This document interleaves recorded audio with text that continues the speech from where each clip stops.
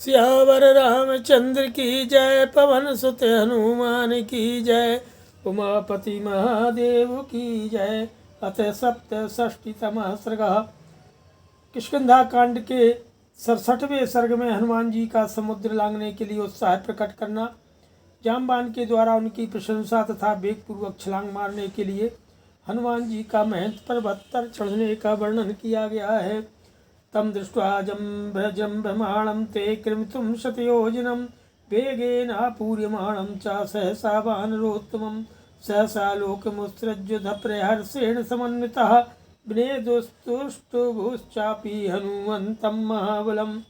100 योजन के समुद्र को लांघने के लिए वानर श्रेष्ठ हनुमान जी को सहसा बढ़ते और वेग से परिपूर्ण होते देख तब वानर तुरंत शोक छोड़कर अत्यंत हर्ष से भर गए और महाबली हनुमान जी की स्तुति करते हुए जोर जोर से गर्जना करने लगे कि प्रहष्टा विस्मितश्चापि ते वीक्षन्ते समन्ततः त्रिविक्रमं कृतोत्साहं नारायणमेव प्रजाः संस्तूयमानो हनुमान् व्यवर्धत महाबलः समाविद्य चलांगूलम हर्षाद बलमुपेयवान्। वे उनके चारों ओर खड़े होकर के प्रसन्न एवं चकित होकर के उन्हें इस प्रकार देखने लगे जैसे उत्साह युक्त नारायण अवतार वामन जी को श्वस प्रजा ने देखा था। अपनी प्रशंसा सुनकर महाबली हनुमान ने शरीर को और भी बढ़ाना आरंभ किया, साथ ही जो है हर्ष के साथ अपनी पूंछ को बारंबार घुमाकर अपने महान बल का स्मरण किया। तस्य संस्तूयमानस्य वृद्धैवानरपुङ्गवै तेजसा पूर्यमाणस्य रूपमासीदनुत्तमम्। बड़े बूढ़े वानर शिरोमणियों के मुख से अपनी प्रशंसा सुनते और तेज से परिपूर्ण होते हुए हनुमान जी का रूप उस समय बड़ा ही उत्तम प्रतीत होता था। यथा विजृंभते सिंहो विप्रते गिरिगह्वरे मारुतस्योरिषः पुत्रस्तथा संप्रति जृंभते। जैसे पर्वत की विस्तृत कंदरा में सिंह अंगड़ाई लेता है, उसी प्रकार वायु देवता के औरस पुत्र ने उस समय अपने शरीर को अंगड़ाई ले ले करके बढ़ाया। अशोभत मुखम तस्य जम्भमाणस्य धीमतः अम्बरीशोपमं दीप्तं विधूमियोपावकः। जमाई लेते समय बुद्धिमान हनुमान जी का दीप्तिमान मुख जलते हुए भाड़ तथा धूम रहित अग्नि के समान शोभा पा रहा था। हरिणामुत्थितो मध्यात् संप्रहष्टतनूरुह अभिवाद्य हरिं विद्धान हनुमानिदम् अब्रवीत्। वे बानरों के बीच से उठकर खड़े हो गए, उनके संपूर्ण शरीर में रोमांच हो आया। उस अवस्था में हनुमान जी ने बड़े बूढ़े बानरों को प्रणाम करके इस प्रकार कहा कि आरुजन पर्वताग्राणि हुताशन सखो नीलः बलवान प्रमेयश्च वायुवाकाश गोचरः। आकाश में विचरने वाले वायु देवता बड़े बलवान हैं, उनकी शक्ति की कोई सीमा नहीं है। वे अग्निदेव के सखा हैं और अपने वेग से बड़े बड़े पर्वत शिखरों को भी तोड़ डालते हैं। तस्याहं शीघ्र वेगस्य शीघ्रगस्य महात्मनः मारुतस्योरिषः पुत्रः प्लवनेनास्मि तत्समः। अत्यंत शीघ्र वेग से चलने वाले उन शीघ्रगामी महात्मा वायु का मैं औरस पुत्र हूँ और छलांग मारने में उन्हीं के समान हूँ। उत्सहेयं हि विस्तीर्णमालिखन्तिमाम्बरं मेरुं गिरिं शङ्गेन परिगन्तुं सहस्रशः बाहुवेगप्रणुन्नेनो सागरेणाहमुत्सहे सम्माप्लावयितुं लोकं सपर्वतनदीर्धम्। तो इस प्रकार से कई हजार वर्षों तक फैले हुए मेरुगिरी, कई हजार योजनों तक फैले हुए मेरुगिरी की जो आकाश के बहुत बड़े भाग को ढके हुए है और उसमें रेखा खींचता सा जान पड़ता है, मैं बिना विश्राम लिए सहस्त्रों बार परिक्रमा कर सकता हूँ। अपनी भुजाओं के वेग से समुद्र को विक्षुब्ध करके उसके जल में पर्वत, नदी और जलाशयों सहित संपूर्ण जगत को आप्लावित कर सकता हूँ। ममोरुजांघा वेगेन भविष्यति समुत्थितः समुत्थितमहाग्राह समुद्रो वरुणालयः। वरुण का निवास स्थानीय महासागर मेरी जांघों और पिंडलियों के वेग से विक्षुब्ध हो उठेगा और इसके भीतर रहने वाले बड़े बड़े ग्राह ऊपर आ जाएंगे। पन्नगाशनमाकाशे पतन्तं पक्षिसेवितं वैनतेयमहं सक्तः परिगन्तुं सहस्रशः। समस्त पक्षी जिनकी सेवा करते हैं वे सर्पभोजी विनतानंदन गरुण आकाश में उड़ते हों तो भी मैं हजारों बार उनकी चारों ओर घूम सकता हूँ। उदयात प्रस्थितं वापि ज्वलन्तं रश्मिमालिनम् अनस्तमितमादित्यमहं मद्गन्तुं समुत्सहे ततो भूमिं संस्पृष्ट्वा पुनरागन्तुमुत्सहे प्रवेगेनैव महता भीमेन प्लववर्षभा। श्रेष्ठ बानरों, उदयाचल से चलकर अपने तेज से प्रज्वलित होते हुए सूर्यदेव को मैं अस्त होने से पहले ही छू सकता हूँ और वहाँ से पृथ्वी तक आकर यहाँ पैर रखे बिना ही पुनः उनके पास तक बड़े भयंकर वेग से जा सकता हूँ। उत्सहेयमतिक्रान्तुं सर्वान् आकाशगोचरान् सागरान् शोकयिष्यामि धारयिष्यामि मेदिनीं पर्वतान् चूर्णयिष्यामि प्लवमानः प्लवङ्गमः हरिष्यामि उरुवेगेन प्लवमानो महार्णवम्। आकाशचारी समस्त ग्रह नक्षत्र आदि को लांघ करके आगे बढ़ जाने का उत्साह रखता हूँ। मैं चाहूँ तो समुद्रों को सोख लूँगा, पृथ्वी को विदूर्ण कर दूँगा और कूद कूद कर पर्वतों को चूर चूर कर डालूँगा, क्योंकि मैं दूर तक की छलांगे मारने वाला वानर हूँ। महान वेग से महासागर को फांदता हुआ मैं अवश्य उसके पार पहुँच जाऊँगा। किलतानां विविधं पुष्पं पादपानां च सर्वसा अनुयास्यति मामत्युप्लवमानं विहाय सा भविष्यति हे मे पंथा स्वाते हे पंथाय वाम्बरे चरन्ति घोरमाकाशोत्पत्त्यस्यन्तमेव च दृक्ष्यन्ति निपतन्तं च सर्वभूतानि वानरा। आज आकाश में वेग पूर्वक जाते समय लताओं और वृक्षों में के नाना प्रकार के फूल मेरे साथ साथ उड़ते जाएंगे। बहुत से फूल बिखरे होने के कारण मेरा मार्ग आकाश में अनेक नक्षत्र पुंजों से सुशोभित स्वाति मार्ग के समान प्रतीत होगा। अरे बानरों, आज समस्त प्राणी मुझे भयंकर आकाश में सीधे जाते हुए, ऊपर चलते हुए और नीचे उतरते हुए देखेंगे। महामेरु प्रतीकाशं मां द्रक्ष्यत्वं पुलंगमः देवमावृत्य गच्छन्तं ग्रसमान् विवाम्बरं विधमिष्यामि जीमूतान् कंपयिष्यामि पर्वतान् सागरं शोकयिष्यामि प्लवमानः समाहिता।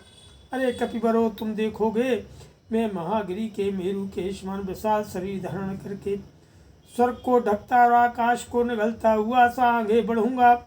बादलों को छिन्न भिन्न कर डालूंगा, पर्वतों को हिला दूंगा और एक चित्र हो छलांग मार कर आगे बढ़ने पर समुद्र को भी सुखा दूंगा।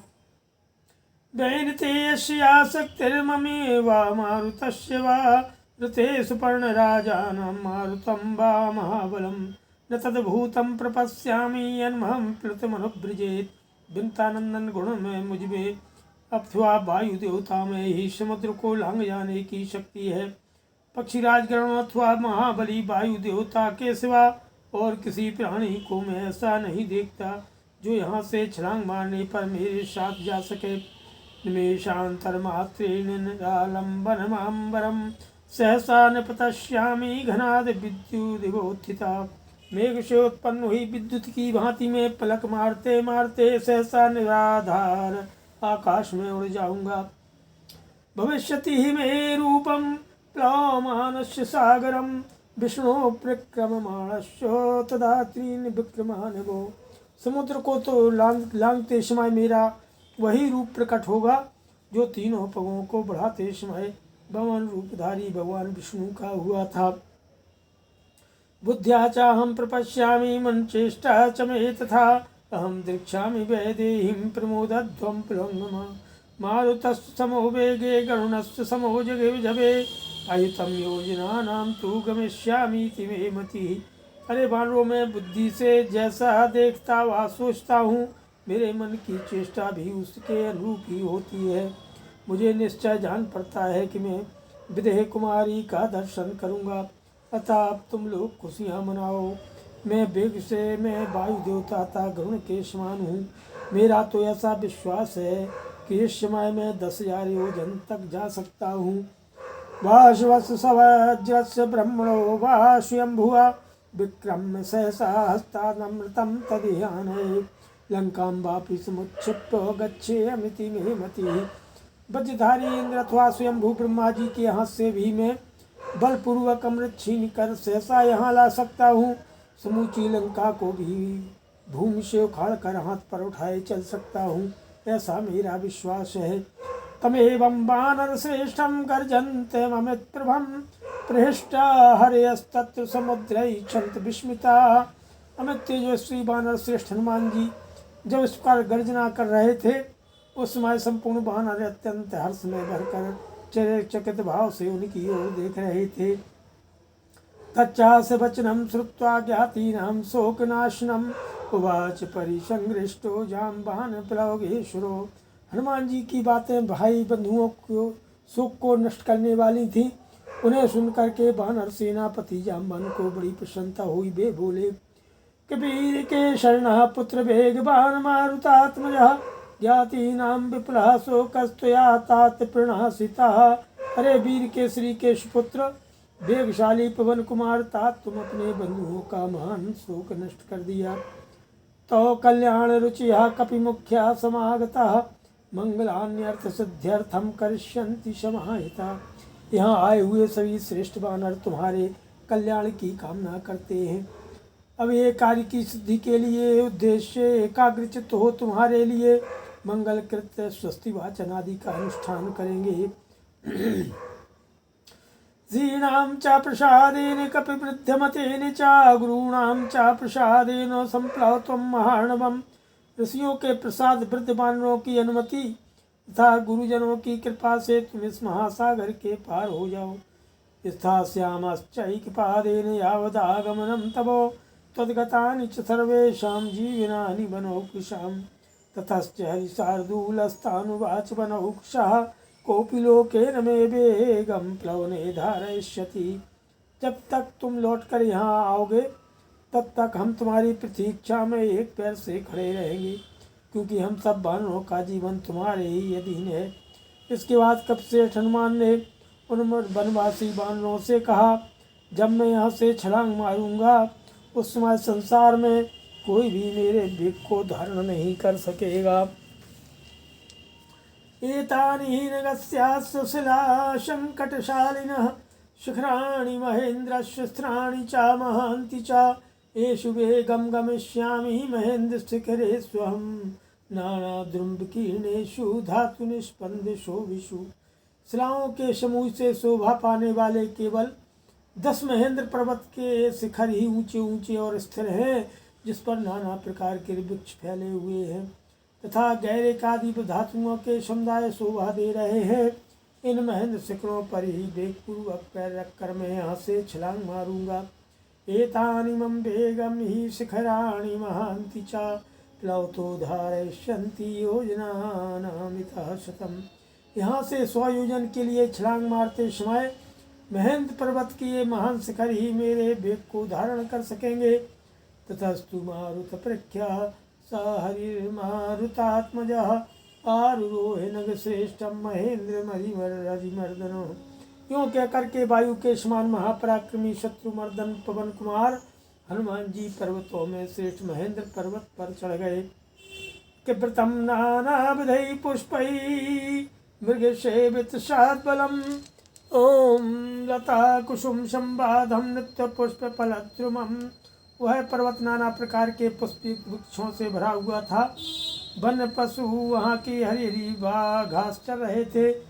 लताओं और फूलों से वह सघन जान पड़ता था और वहाँ के वृक्षों में सदा ही फल फूल लगे रहते थे। सिंह शार्दूल सहितम मत्त मातंग सेवितम मत्त द्विज गणोद्घुष्टम सलिलोत्पीड़ संकुलम। महेंद्र पर्वत के वनों में सिंह और बाघ भी निवास करते थे। मत वाले गजराज विचरते थे। मदमत्त पक्षियों के समूह सदा कलरव किया करते थे तथा जल के स्रोतों और झरनों से वह पर्वत व्याप्त दिखाई देता था। महद्भिरुच्छ्रितं श्रृंगै महेन्द्रं सा महाबलः विचचार्य हरिश्रेष्ठो महेन्द्र संविक्रमः पादाभ्यां पीडितस्तेन महाशैलो महात्मना दराश सिंहाभिभूतो महान मत्स्योदीपः। बड़े बड़े शिखरों से ऊंचे प्रतीत होने वाले महेंद्र पर्वत पर आरूढ़ हो इंद्र तुल्य पराक्रमी महाबली कपश्रेष्ठ हनुमान यहाँ उधर भटकने लगे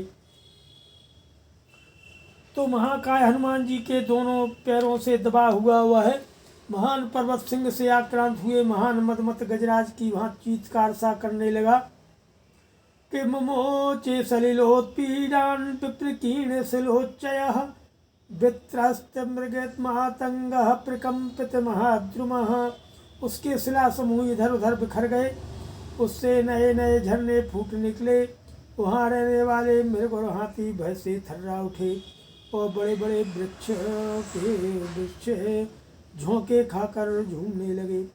नाना गंधर्व मिथुन पान संसर्ग कर्कशई ओत पतद्भिर्विहंगैश्च विद्याधर गणैरपि त्यज्यमान महाशानु सन्निलीन महोर्गः शैलशृंगशूलोत्पातोस्तदा भूत्सा महागिरि।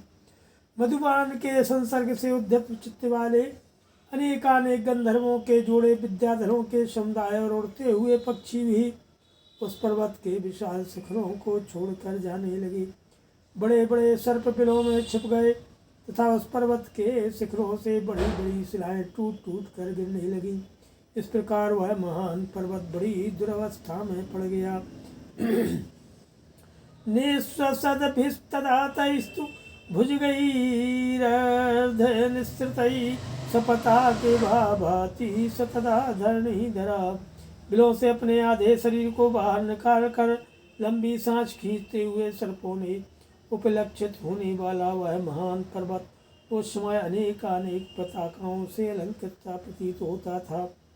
ऋषिभिस्त्राससम्भ्रान्तैस्त्यज्यमानः शिलोच्चयः सीदन्महति कान्तारे सार्थहीनेवाध्वगः सवेगवान् वेगसमाहितात्मा हरप्रवीरः परवीरहन्ता मनः समाधाय महानुभावो जगाम लंकां मनसा मनस्वी। भय से घबराए हुए ऋषि मुनि भी उस पर्वत को छोड़ने लगे। जैसे विशाल दुर्गंबर में अपने साथियों से बिछड़ा हुआ एक राही भारी विपत्ति में फंस जाता है, यही दिशा उस महान पर्वत महेंद्र की हो रही थी। शत्रुवीरों का संहार करने वाले वानर सेना के श्रेष्ठ वीर वेगशाली महामनुष्य महानुभाव हनुमान जी का मन वेग पूर्वक छलांग मारने की योजना में लगा हुआ था। उन्होंने चित्त को एकाग्र करके मन ही मन लंका का स्मरण किया। श्रीमद् रामायणे वाल्मीकि आदि काव्ये किष्किंधाकांडे सप्तषष्टितमः सर्गः। सियावर रामचंद्र की जय, पवन सुत हनुमान की जय, उमापति महादेव की जय। जय सीताराम।